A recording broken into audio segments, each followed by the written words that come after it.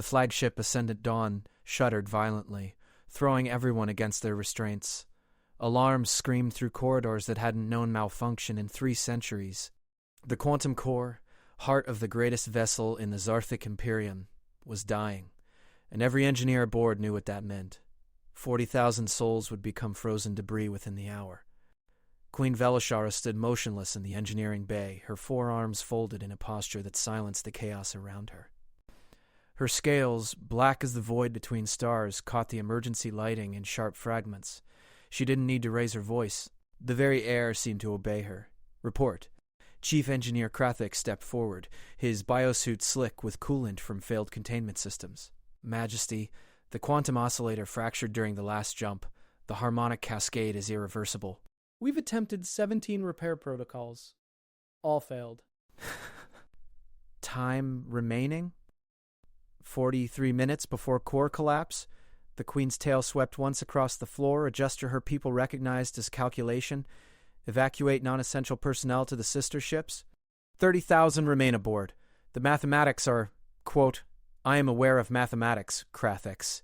Her secondary eyes focused on the massive core visible through reinforced viewing panels. Violent purple energy arced between failing containment fields. Who among the crew can repair this? Krathik's head crest flattened, a sign of defeat among his species.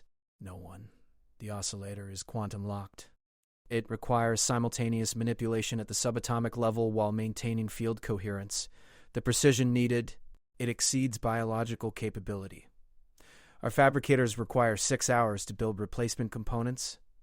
Then we die. Yes, Majesty. The bay fell silent, except for the core's growing scream. 300 engineers stood at their stations. Claws on emergency protocols they knew were meaningless.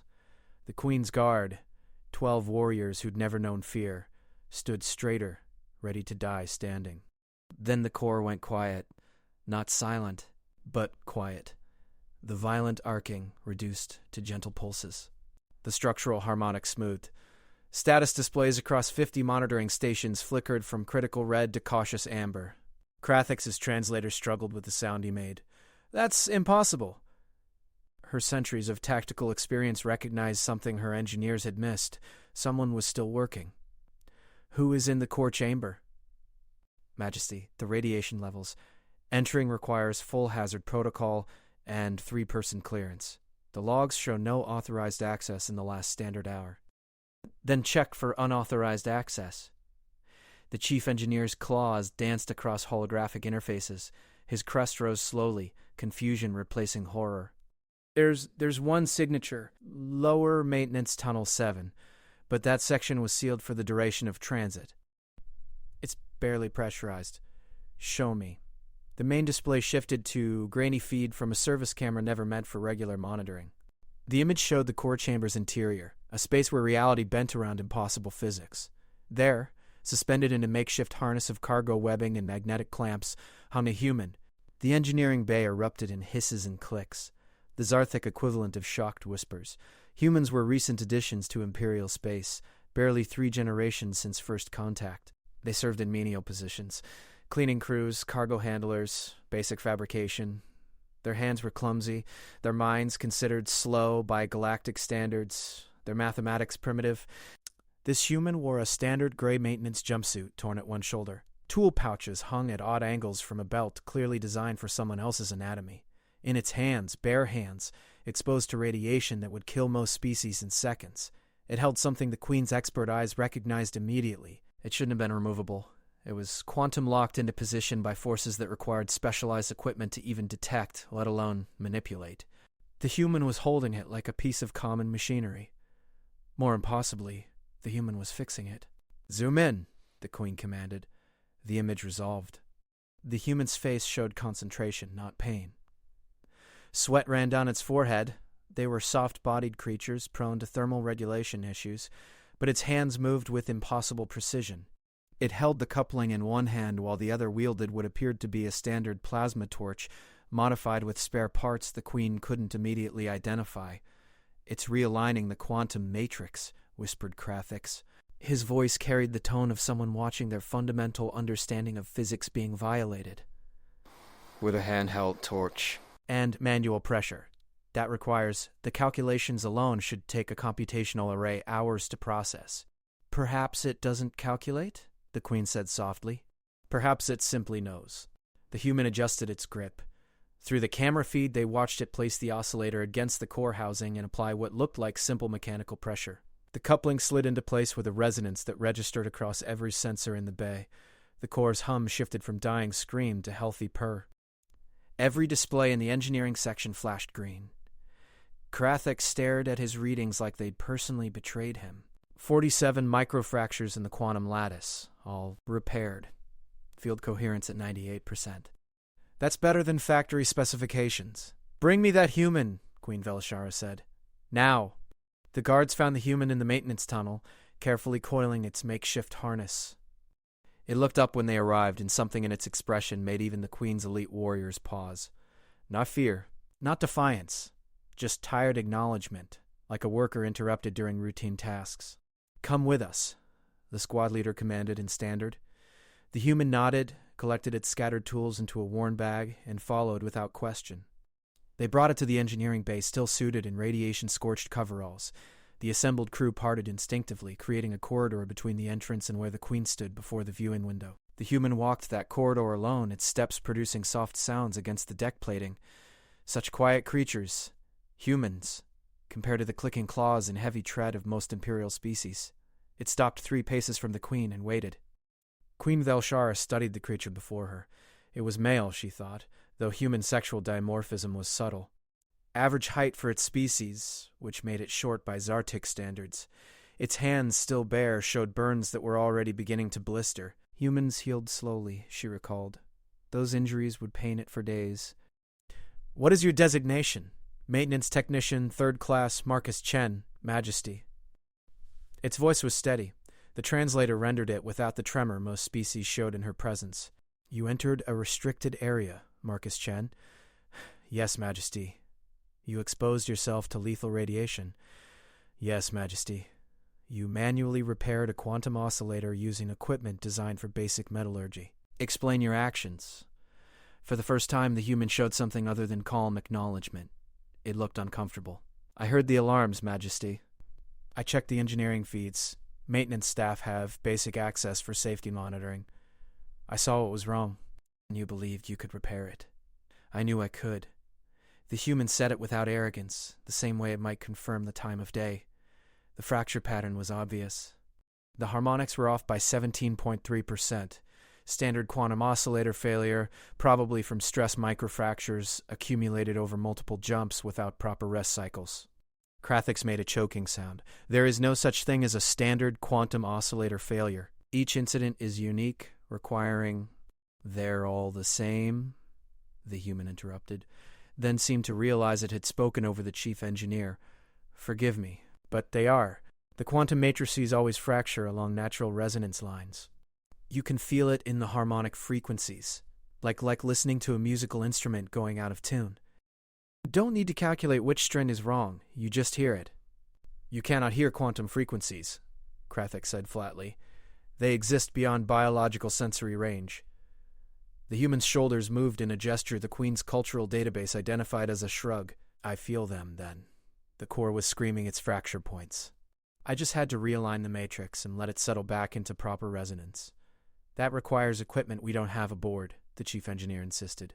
Quantum manipulators, harmonic field generators. It requires understanding how the pieces want to fit together. The human held up its burned hands. And being willing to actually touch them? 300 engineers, the finest technical minds in the Imperium, stood witnessing a human as species. They'd considered barely capable of basic tasks, explained quantum mechanics as if it were carpentry. Queen Velshara's primary eyes narrowed. You said you checked the engineering feeds. How long did you observe before entering the core chamber? 47 seconds, Majesty. You assessed a failing quantum core, planned a repair strategy, gathered equipment, and infiltrated a restricted area in 47 seconds? The assessment took maybe 20 seconds. The core's signature was obvious. The rest was just getting there fast enough. The human paused. Forgive my presumption, Majesty, but we didn't have time for proper procedures. People were going to die. 30,000 people, the Queen corrected. You risked your life for 30,000 beings. most of whom don't even know your species exists. The human's face showed confusion at the question. Yes, Majesty, they needed help. It was said so simply, without pride or expectation of reward. The kind of statement that revealed truth through its very plainness. The Queen's tale moved in a pattern her people recognized as deep consideration. Krathic, what is the standard procedure when a human maintenance worker demonstrates unexpected competence? The chief engineer's crest flattened again, this time in shame.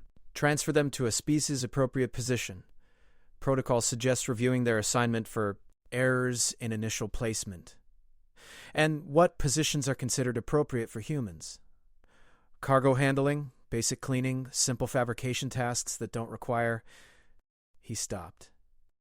The words sounded different when spoken while standing next to a human who'd just saved 40,000 lives by manually repairing impossible machinery. That don't require what? The Queen's voice was soft, but every being in the bay heard the edge in it.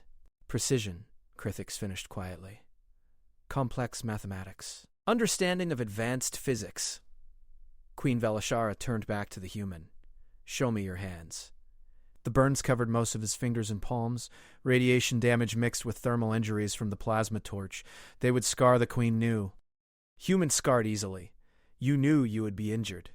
Radiation exposure, thermal burns, possible quantum destabilization effects on cellular structure. The human listed them like reading a maintenance checklist. But I'd survive. Probably. Probably, humans are more resistant to radiation than most species in imperial space. Something about our evolution on a planet with a weaker magnetic field, and I've got a high pain tolerance. That slight shrug again seemed like acceptable risk.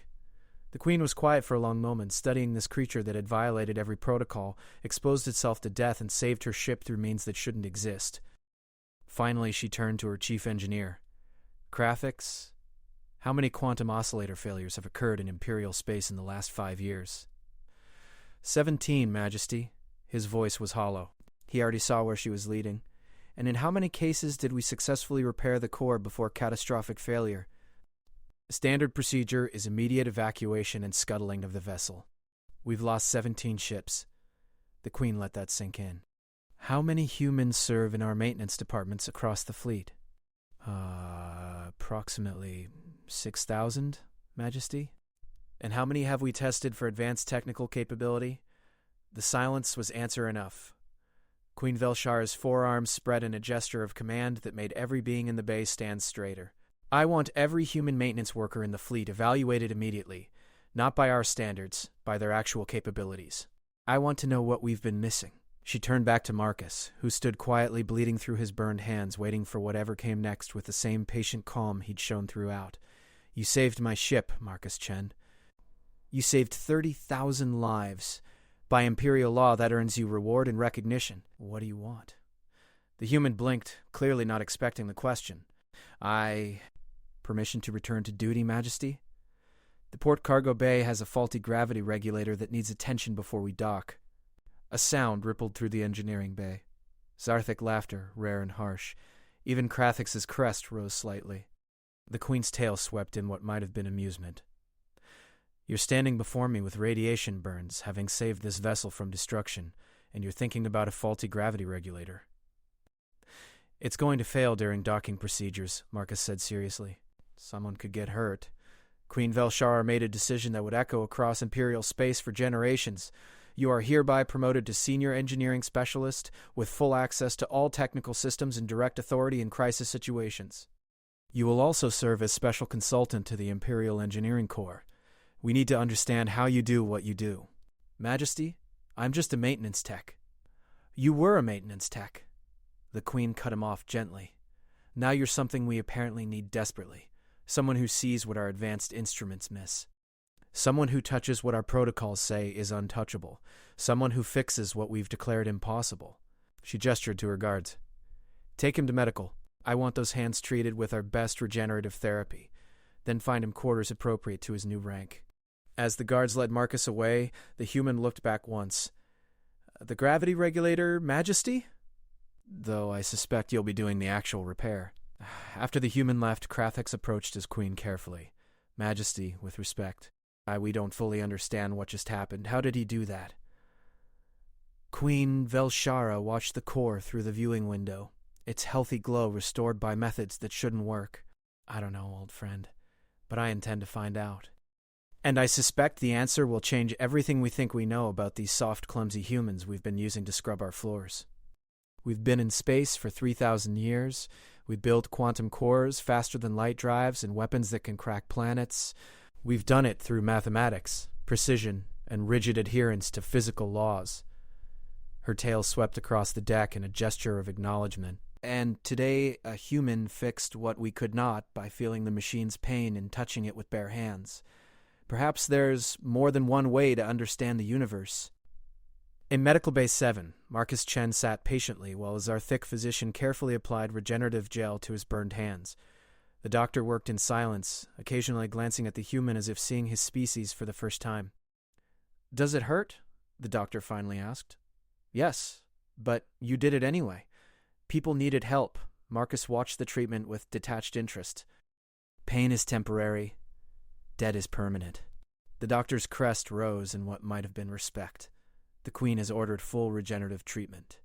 Your hands will be completely healed in 3 days. No scarring. Thank you. We've never used such treatment on a human before. I should warn you, there may be side effects we don't anticipate. Marcus nodded. Acceptable risk. The doctor paused in its work. You say that phrase often, don't you? Acceptable risk. I suppose so. The human considered this. My grandfather was a deep space miner. Old Earth profession, before first contact. He used to say that life is risk management. You can't eliminate danger. You just decide what you're willing to face for what matters. And what matters to you, Marcus Chen? The human looked at the medical bay's viewing port, where stars streamed past as the ascendant dawn continued its journey, alive and whole, keeping people safe, fixing what's broken, doing the work that needs doing. He flexed his fingers slightly under the treatment. Same as anyone, I guess. The doctor resumed its work, but something had shifted in its demeanor. I've been a physician for 40 years. I've treated hundreds of species. Most define themselves by what makes them special, their strength, their intelligence, their unique abilities. And humans? We're the first species I've met that seems to define itself by what it's willing to do for others? The doctor sealed the bandages with practiced efficiency. It's unusual. Maybe that's what makes us special. Word spread through the ascended dawn faster than light itself. A human had saved the ship. A maintenance worker had succeeded where 300 expert engineers had failed. By the next ship's morning, every crew member knew the story, though versions varied wildly in detail. In the lower decks, where humans made up a significant portion of the workforce, the news carried different weight. Cargo handler Sarah Okonkwo heard it from a Zorthic supervisor who'd never spoken directly to her before. "Is it true?" the supervisor asked. "Did one of your people really repair a quantum core?" Humans had learned to be cautious about standing out in Imperial space. It was safer to be invisible, competent, but unremarkable. The supervisor's crest rose and fell in thought. "I have a question. The cargo containment in Bay 12 has been malfunctioning for 3 weeks. Our engineers say it requires complete replacement, but parts won't arrive for another month. Could you look at it? Me? You're human. Perhaps you'll see something we missed." By the end of that day's cycle, Sarah had fixed the containment system using spare parts, and an understanding of magnetic field harmonics she'd never been asked to demonstrate before. 2 bays over, another human named James Park repaired what should have been unrepairable damage to an airlock seal. In engineering, a human junior technician named Yuki Tanaka quietly mentioned that the port engine was developing a harmonic imbalance that would cause failure in approximately 48 hours, a problem sensors hadn't detected yet, but one she could hear in the vibration patterns through the deck. The engineers tested her assessment. She was exactly right. Queen Velshara received reports of each incident in her quarters, where she sat surrounded by data screens showing the complete service records of every human in her fleet. The pattern was obvious now that she looked for it. Whenever a human had been transferred to a new position, the official reason was always the same: demonstrated unexpected competence. But instead of investigating that competence, Imperial protocols simply moved the human to another menial task, as if competence itself was suspicious. How many ships had been lost because no one asked the maintenance crew if they knew what was wrong? How many deaths could have been prevented if they'd listened to the soft-voiced humans who cleaned their corridors and handled their cargo? Her personal communicator chimed. Krathix's image appeared. "Majesty, I'm reviewing the quantum core repair. I've been analyzing the sensor data from Marcus Chen's work. And The quantum fluctuations should have destabilized his molecular structure. But watch this. The chief engineer shared his screen. It showed Marcus working in real-time sensor analysis. His body adapted. Moment by moment, his cellular structure compensated for the radiation damage. Not consciously, I doubt he even knew it was happening. His biology just responded. Resilience, the Queen murmured. Beyond anything we've documented. And there's more. Watch his hands. Krathik zoomed in on the thermal imaging. He's manipulating quantum states through direct physical contact. We can see the field lines responding to pressure that shouldn't register at that scale. It's as if what? As if his body understands physics we have to use instruments to detect. The chief engineer's voice carried wonder now, not disbelief. Majesty, I think humans are quantum sensitive at a biological level. They don't calculate the mathematics. They perceive it directly. Queen Velishara sat back in her chair, all four arms folded in thought. That would explain why they seem clumsy with our technology. We're asking them to use instruments to detect what they can already feel. Like forcing someone to use a telescope to see what's right in front of them, Krathik agreed. And we've been doing it for 3 generations, wondering why they never excel. Krathix, I'm establishing a new directive. Effective immediately, humans are to be evaluated for positions based on capability demonstration, not species classification. Furthermore, I want a full review of every technical failure in the fleet over the last decade, cross-reference with ships carrying human crew. You're wondering how many problems they could have solved if we'd asked them. I'm wondering how many they solved without us knowing. Find out. The investigation took 3 weeks. The results arrived in a classified report that made the Queen's scales darken with shame. Out of 417 critical system failures across the Imperial fleet in the last 5 years, human crew had reported or attempted to report potential problems in 392 cases. In most instances, their warnings were ignored or dismissed as misunderstanding of complex systems. In 17 cases, the dismissals led directly to catastrophic failure and loss of life. But there were other numbers too. Incidents that never became disasters because a human maintenance worker quietly fixed the problem without authorization. Ships that avoided accidents because cargo handlers adjusted load distribution based on feelings about weight balance that turned out to be precisely accurate. Colonies that survived environmental system failures because human technicians repaired equipment Imperial engineers had declared beyond salvage. They'd been saving lives for 3 generations. The Imperium just hadn't been counting. Queen Velishara called an emergency council of the Imperial leadership. She presented her findings in the Grand Chamber where decisions affecting trillions were made. The assembled leaders, representing 15 species and thousands of worlds, listened in growing silence. We invited humanity into Imperial space as refugees, the Queen concluded. We gave them safety, but only menial work. We tested their intelligence and found it average. We measured their strength and found it lacking. We assessed their technology and found it primitive. She gestured to the data floating in holographic display. We never tested their capability to perceive what our instruments detect. We never measured their willingness to face danger for others.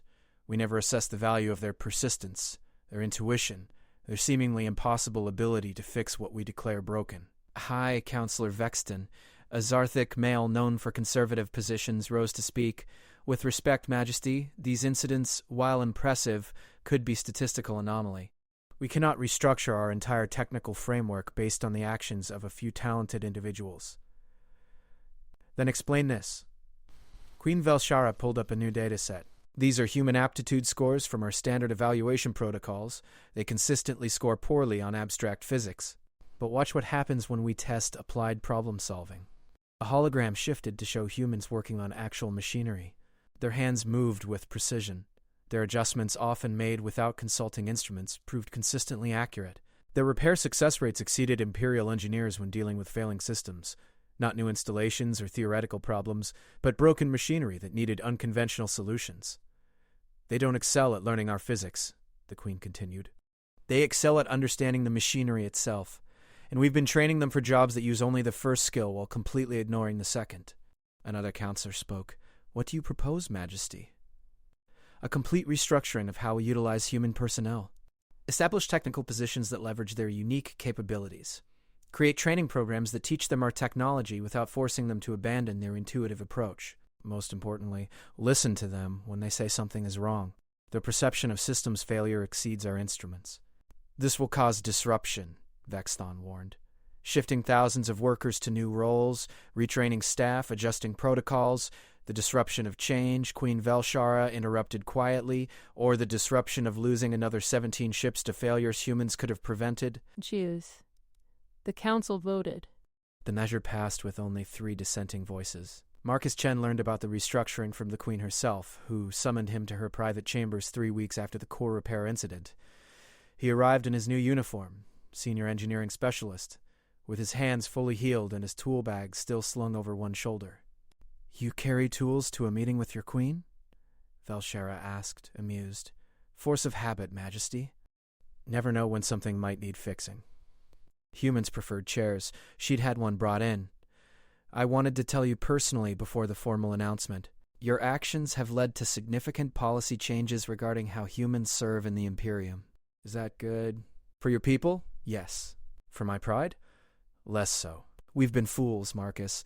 We've had the solution to countless problems working in our cargo bays and maintenance tunnels, and we never thought to ask for help. You didn't know what we could do." "We didn't either, really." You didn't know you could repair a quantum core? The human paused. "I knew I could probably fix it. I just didn't know it was supposed to be impossible. If I'd known that, maybe I wouldn't have tried." He smiled slightly. Sometimes ignorance is useful. Queen Velishara's tail swept in genuine amusement. Spoken like someone who's fixed many supposedly impossible things. "Tell me, and this is a personal question, not a formal inquiry, why do you think your people are so good at repair work?" Marcus considered the question with the same serious attention he'd give a malfunctioning engine. "I think humans are really good at breaking things. We spent thousands of years breaking everything around us, then figuring out how to fix it because we needed it to work. We developed this relationship with our tools and machines where we understand them by using them until they fail, then making them work again. Most species develop tools methodically, design them to specifications, use them within parameters. We do that too. But we also push everything to its limits, watch it break, and learn from the breaking. My grandfather used to say you never really understand a machine until you've repaired it wrong a few times." Marcus flexed his healed hands. "We've got generations of experience fixing things we broke. Maybe that's what you're seeing. Perhaps." The Queen studied him. "I have another question. When you entered that core chamber, you must have known the risk, yet you never hesitated. Why? Because hesitating wouldn't change the risk, just waste time people didn't have. Why weren't afraid?" "I was terrified," Marcus admitted. "Fear is just information. It tells you there's danger. It doesn't tell you what to do about it. That's still your choice. In 3,000 years of civilization, we've built wonders, but we've also built rigid systems that prize following established procedures over solving immediate problems. You ignored every procedure, broke every rule, and saved 30,000 lives. That's not a failure of character, Marcus. That's a different kind of wisdom. Just did what needed doing, Majesty." "Exactly." The Queen rose, and Marcus stood as well. "That's what I want you to teach our engineers. Not your technical skills. Those are valuable, but secondary. Teach them that sometimes the right answer is to just do what needs doing. Consequences be damned. Can you do that?" "I can try, but fair warning, I'm not much of a teacher. I usually just show people what to do. Then show them. That will be enough." The formal announcement came 3 days later. The Imperial Edict on Human Technical Integration created new career paths, established training programs, and most importantly, instituted mandatory consultation with human personnel on all system repairs and diagnostics. Resistance was minimal. The data spoke clearly, and the Ascended Dawn's survival had become legendary across the fleet. Within 6 months, human engineers were serving on every major Imperial vessel. Within a year, the rate of catastrophic system failures dropped by 43%. Within 2 years, humans occupied senior technical positions throughout the Imperium, not through quotas or special consideration, but through consistently solving problems other species found intractable.